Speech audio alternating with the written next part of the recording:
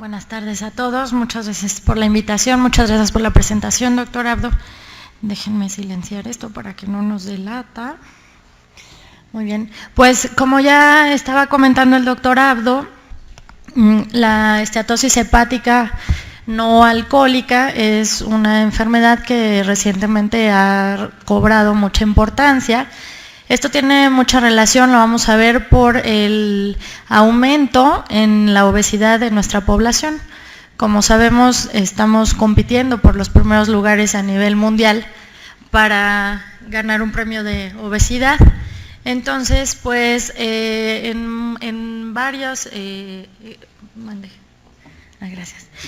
varias publicaciones se ha hablado de que la esteatosis ahora pues es la manifestación hepática del síndrome metabólico. Es por eso que pues ha recobrado mucha importancia. Se llama NASH.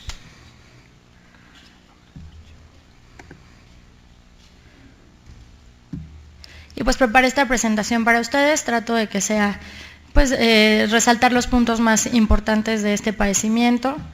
Aún hay muchas cosas por descubrir al respecto, sobre todo en relación a la fisiopatología. Excelente.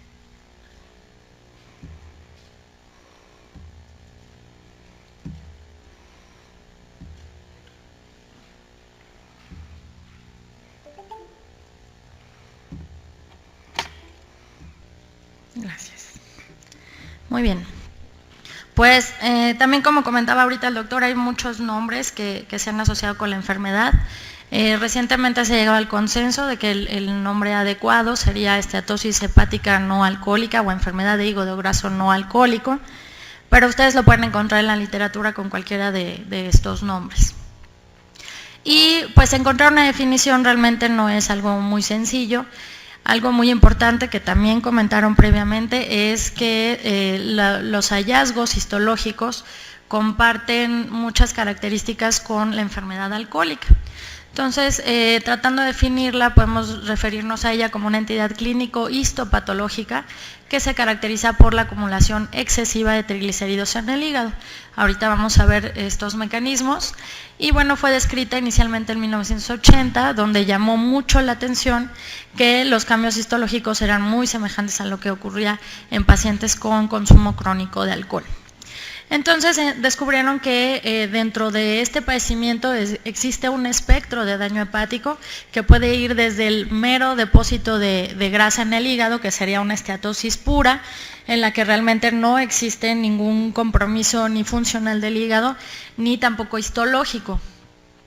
Posteriormente se puede progresar a un estado inflamatorio, vamos a ver ahorita el proceso de inflamación hepática, donde ya posteriormente se echan a andar algunos mecanismos en los que existe ya depósito de fibrosis y posteriormente lo que sería propiamente una cirrosis. Existe algún intento por clasificar esta enfermedad. En el recuadro, en la parte de abajo del lado derecho, les muestro el primer intento que hubo de clasificación. Este artículo fue de 2002, en el que se clasifica como tipo 1 la esteatosis pura, tipo 2 cuando ya existe algo de inflamación, o sea, esteatohepatitis. El tipo 3, esto obviamente va de acuerdo a los hallazgos histológicos, cuando ya existe degeneración balonoide, que también es muy característica del consumo crónico de alcohol, y el tipo 4, donde ya encontramos además depósitos de fibrina. Para hablar un poquito de cifras epidemiológicas, vamos a ver que se calcula que entre un 3 y un 25% de la población general tiene al menos esteatosis pura. En Estados Unidos es del 2% y en algunos otros países como en Europa llega a alcanzar hasta el 24-25%. Más o menos es el 90% de asociación en algunos casos de elevación asintomática de aminotransferasas. Evidentemente, una vez que se han excluido algunas otras causas, de ellas pues la principal es excluir el consumo crónico de alcohol. Y en relación a esta prevalencia tenemos que hay mucha asociación, les decía yo, con obesidad, en el que se ha visto que hasta el 100% de pacientes con obesidad en algunas series llegan a presentar esteatosis. En pacientes con diabetes tipo 2, algunas series reportan hasta el 75%, y en pacientes que cursan con dislipidemia, principalmente elevación de triglicéridos, hasta el 92% llegan a presentar esteatosis pura. De ahí que se han hecho algunos otros estudios para calcular la incidencia. En Europa, específicamente en Italia, la calculan de 2 casos nuevos por 100 personas por año, y en el caso de Japón, que es un poco más alta, de 10 personas por cada 100 personas por año. Abajo les pongo unas cifras que me parecen bastante interesantes, en la que más o menos se calcula que la obesidad afecta al 22.5% de la población mayor de 20 años, población mundial. De esta población, 2/3 partes son obesas, tienen esteatosis, y más o menos el 90% de la población que tiene obesidad mórbida, que bueno, tiene mucha relación con lo que les comentaba arriba, que hay series que reportan hasta el 100% de personas obesas cursan con esteatosis. De ahí, pacientes con esteatohepatitis, más o menos se calcula el 3% de la población, el 19% de la población con obesidad y hasta el 50% de población con obesidad mórbida. Y bueno, existen algunos estudios de seguimiento a largo plazo en los que se ha visto que es poco frecuente, aproximadamente hasta un 5%, que una persona con esteatosis pura vaya a desarrollar una esteatohepatitis o por lo menos algún estado temprano de fibrosis. Sin embargo, una vez que se ha establecido la esteatohepatitis, hasta un 30% ya pueden empezar la progresión hacia un estado francocirrótico, de donde más o menos el 30% van a llegar a presentar cirrosis. Y bueno, sabemos que la cirrosis es un estado en el que debido a la inflamación crónica, pues se consideraría como precursor o precancerígeno, y de ahí más o menos la 1/4 parte podrían desarrollar un hepatocarcinoma o bien fallecer por causas propias de la enfermedad hepática. Es importante también hacer la diferenciación entre lo que sería una esteatosis primaria o una esteatosis secundaria. Existen varios factores que pueden dar lugar a que se desarrolle esteatosis en el hígado. Muchos de estos son muy conocidos y muy frecuentemente vistos por nosotros en la práctica diaria: el uso de algunos fármacos, algunas alteraciones propias del metabolismo, algunas alteraciones importantes del estado nutricional, y bueno, entre las misceláneas podemos encontrar la infección por virus de inmunodeficiencia humana, el VIH, el contacto con algunos tóxicos, con algunos solventes orgánicos, etcétera. Entonces siempre es muy importante tener en cuenta el antecedente dentro de la historia clínica del paciente. Esta es otra clasificación que se ha propuesto, que tiene más o menos que ver con lo que les acabo de decir, que sería la primaria y la secundaria. Aquí quizá la diferencia sería que ya en la secundaria están incluyendo algunos procedimientos quirúrgicos, sobre todo encaminados a la pérdida de peso en pacientes obesos con obesidad mórbida. En realidad, cualquier situación en la que se genere una pérdida súbita de peso no controlada es una situación que va a determinar o va a favorecer que se presente el depósito de triglicéridos en el hígado. Entonces vamos a ver que los factores más importantes para esta enfermedad son la obesidad en primer lugar, el descontrol metabólico dado en primer lugar por la hiperglucemia y la dislipidemia, ya les comentaba, predominantemente la elevación de triglicéridos. Aunque existen pues otros factores que se han asociado, que no están categóricamente marcados como asociación directa, pero sí como factor de riesgo, como sería el género femenino y predominantemente la edad mayor de 50 años. Estos son algunos posibles mecanismos fisiopatológicos. Esta tabla quizás no se ve adecuadamente y además tiene muchas implicaciones, pero es más o menos para darles una idea de por dónde andamos metidos en la fisiopatología de la esteatosis hepática no alcohólica. Ahorita voy a tratar de tomar algunos puntos muy importantes de aquí. Y creo que este cuadro pues es muy claro, ¿no? En primer lugar, lo que tenemos pues son los factores asociados, el sobrepeso, la obesidad, los estilos de vida. Evidentemente hablamos de pacientes que tienen una vida sedentaria, que tienen poca actividad física. Incluso se ha tratado también de determinar si existe algún factor genético, algunos genes que tienen algo que ver con esto. Y bueno, todo esto a lo que nos va a llevar es que exista un aumento en el tejido adiposo visceral. Esto es muy importante porque a partir de esto se van a desencadenar una serie de eventos que van a dar lugar a una respuesta inflamatoria, que inicialmente pues es local. Aquí tenemos la estimulación de algunas hormonas, donde quizá la leptina juega el papel más importante y es lo que se ha estudiado muy recientemente, y una disminución de la adiponectina que se ha considerado como un factor protector para esteatopatitis. Existe también estimulación de algunas citoquinas, de estas quizá los dos más importantes son el factor de necrosis tumoral alfa y la interleucina 6. Y bueno, todo esto les comentaba, pues lo que nos va a implicar es una respuesta inflamatoria. Y por otro lado tenemos la resistencia a la insulina. Aunque en algunos estudios en ratas se ha visto que no es determinante, es decir, no todas las ratitas que ellos estudiaron que tengan resistencia a la insulina van a hacer esteatosis y no todos los que tienen esteatosis tienen resistencia a la insulina. Sin embargo, sí es uno de los factores más importantes.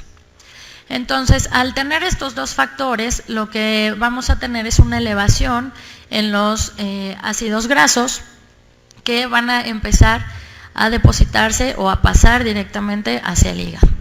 ¿Qué es lo que va a pasar con esos ácidos grasos a ese nivel? Bueno, pues que van a afectar directamente lo que sería la beta-oxidación. Esto a nivel mitocondrial, va a haber una alteración en la peroxidación lipídica y esto va a producir daño a nivel mitocondrial que da lugar a la liberación de radicales libres de oxígeno. Estos dos efectos son, digamos que, un paso muy importante dentro de la fisiopatología porque van a estimular aún más la respuesta inflamatoria y por algunas razones que todavía no se tienen bien dilucidadas van a hacer el switch o el clic para que de una esteatosis pura este paciente pase a un estado inflamatorio que es una esteatopatitis. Por otro lado, tenemos un mecanismo agregado en el que por estos mismos mecanismos que les comentaba anteriormente, existe un aumento en la permeabilidad intestinal, lo que va a dar lugar a un tipo de translocación bacteriana. Esta translocación bacteriana lo que va a favorecer es que exista una mayor producción endógena de alcohol, que al metabolizarse pues se va a convertir en acetaldehído. Entonces, sin necesidad de que este paciente esté consumiendo alcohol, estamos produciendo endógenamente el alcohol y el acetaldehído, que por sí mismo pues es también tóxico y también estimula una respuesta inflamatoria.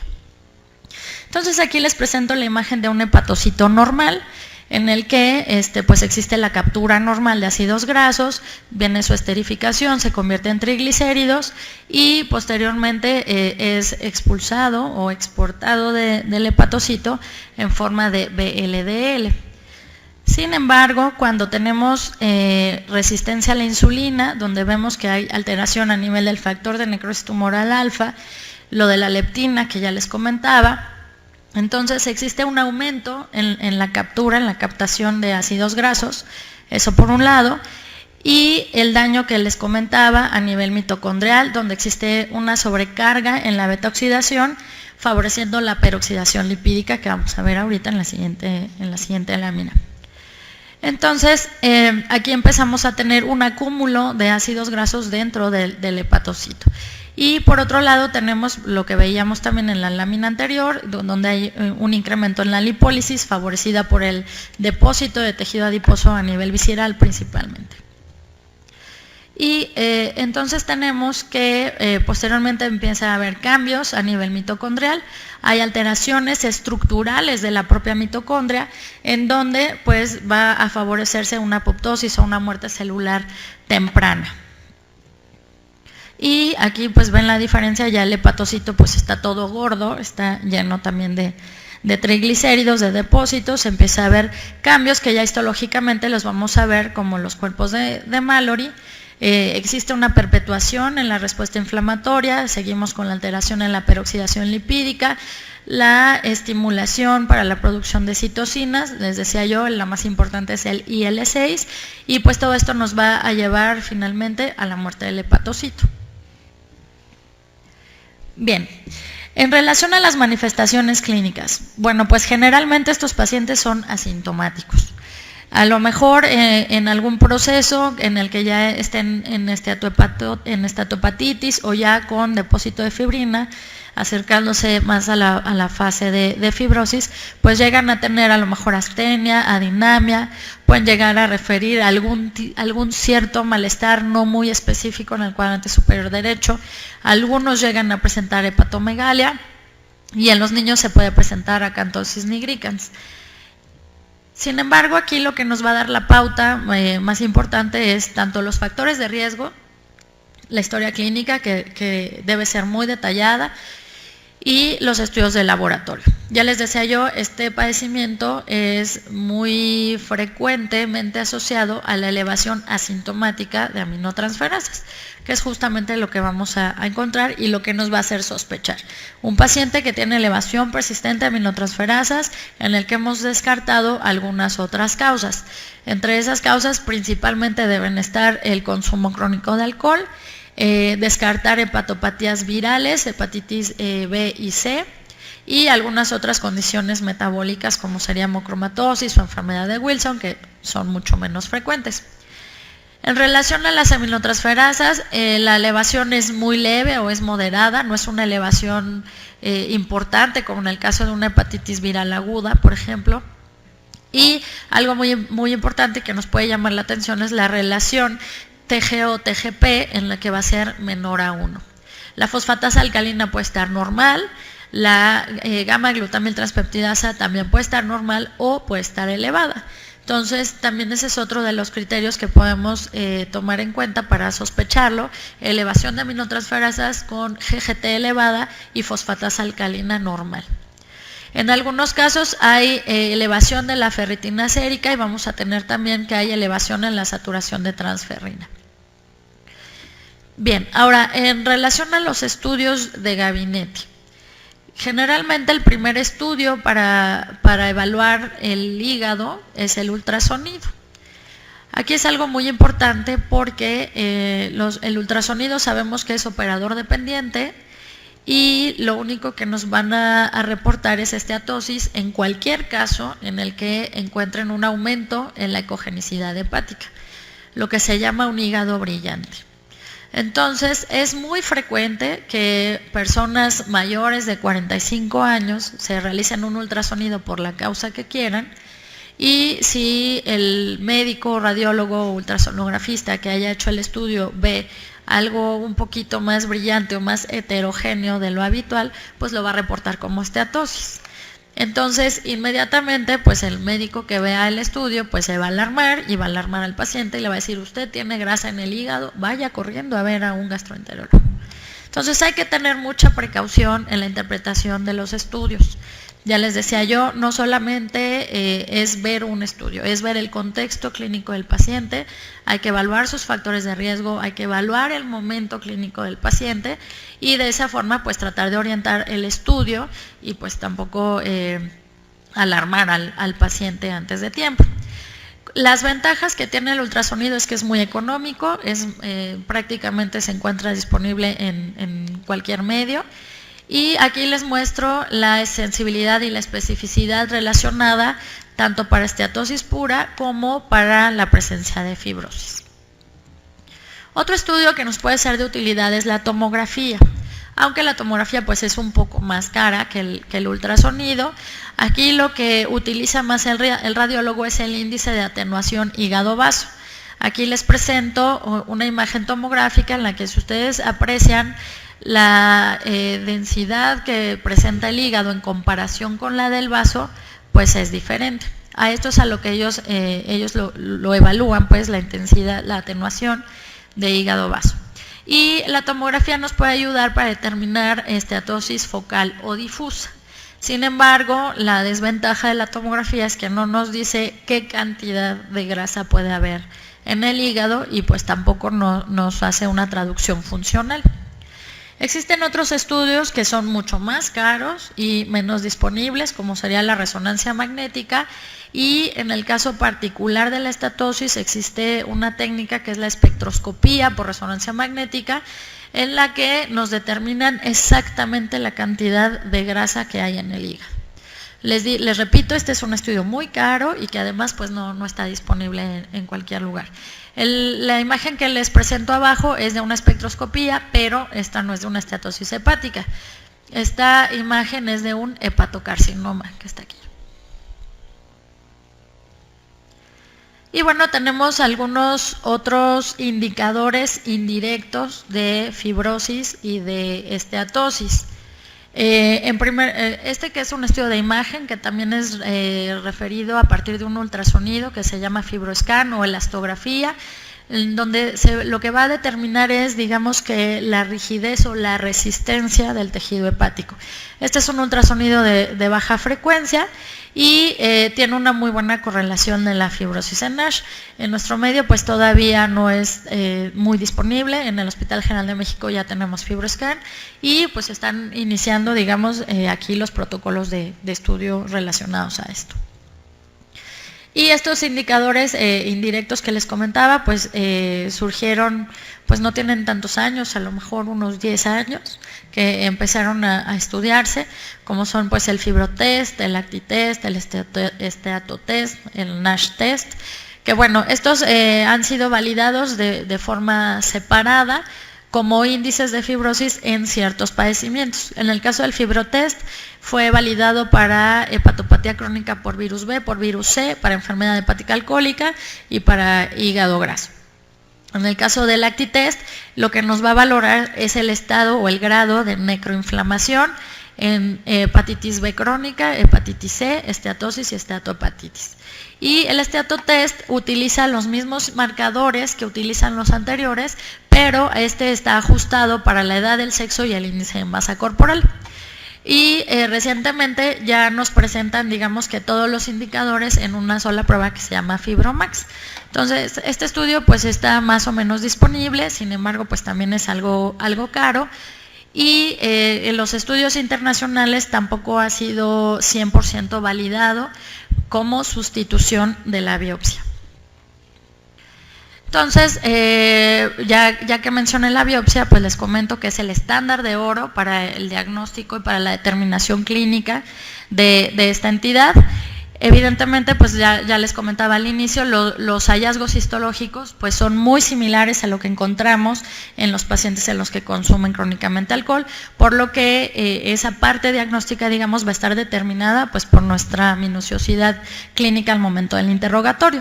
Y lo que vamos a encontrar pues es esteatosis, el infiltrado inflamatorio, vamos a encontrar degeneración balonoide, que les enseñé en el esquemita con el hepatocito. Vamos a encontrar algunas zonas de necrosis, los cuerpos hialinos de Mallory y datos de fibrosis. Entonces, aquí les presento una imagen histológica en la que vamos a encontrar cierto grado de esteatosis, como ven aquí. Existe infiltrado inflamatorio, que es todo esto, y algunos datos de degeneración balonoide, como sería aquí, que se presenta como el hepatocito que les enseñé en el esquema anterior, que es, digamos, que un hepatocito gordo. Con esto hacemos el diagnóstico de esteatohepatitis no alcohólica. Es muy importante decir que cuando tenemos menos del 33% de fibrosis se considera que es algo leve, y cuando más del 66% de los hepatocitos está afectado, pues ya se considera algo severo. Aquí les presento otra imagen en la que ya encontramos datos de fibrosis, ¿no? Ya se empiezan a ver aquí algunos puentes. Y bueno, esta es la estadificación que utilizan los patólogos para determinar las características de la esteatosis hepática no alcohólica. Este es un resumen en relación a los hallazgos que se pueden encontrar, principalmente en pacientes con esteatosis hepática no alcohólica, que nos corresponde a esta parte, en lo que vamos a encontrar cierto grado de inflamación, algunas características que los patólogos determinan específicamente sobre el infiltrado inflamatorio, la degeneración balonoide. Muy bien. Y bueno, pues en relación al diagnóstico, con todo lo que ya hemos venido platicando, vamos a ver que en primer lugar lo que tenemos que tener pues es la sospecha, ¿no? Ya decíamos, en un paciente asintomático primordialmente, en la que vamos a encontrar como hallazgo bioquímico la elevación de aminotransferasas, quizás si ya nos adelantamos un poco, algún hallazgo radiológico en el ultrasonido que nos reporten esteatosis hepática. Recordemos que no nos dicen exactamente el grado de esteatosis, simplemente lo reportan como esteatosis, y en algunos casos podemos encontrar hepatomegalia que es persistente y que no la podemos explicar, es decir, que ya hayamos excluido algunas otras causas, sobre todo para la elevación persistente de aminotransferasas. La primera que debemos descartar es el consumo crónico de alcohol, en el que ya está bien estandarizado a nivel internacional que para las mujeres es menos de 20 gramos de alcohol por día y para los varones menos de 30. Y bueno, una vez que se haya excluido esta parte, pues se debe excluir pues algunas otras entidades, como ya habíamos comentado también, hepatitis crónica por virus B, por virus C, algunas entidades inmunológicas como sería la hepatitis autoinmune, y algunos otros factores ya sea metabólicos o tóxicos asociados ya sea al consumo de fármacos o la exposición a ciertos tóxicos. Este es un cuadro que creo que no se alcanza a ver muy bien, en donde resumimos cuáles son las características más importantes que debemos evaluar en un paciente en el que estamos sospechando esteatosis hepática no alcohólica. Primero, si existe algún antecedente en la familia, los hábitos dietéticos, los hábitos de consumo de alcohol, la actividad física de ese paciente. Es importante determinar el índice de masa corporal, la exposición ya sea laboral o no laboral a ciertos tóxicos, el uso de fármacos.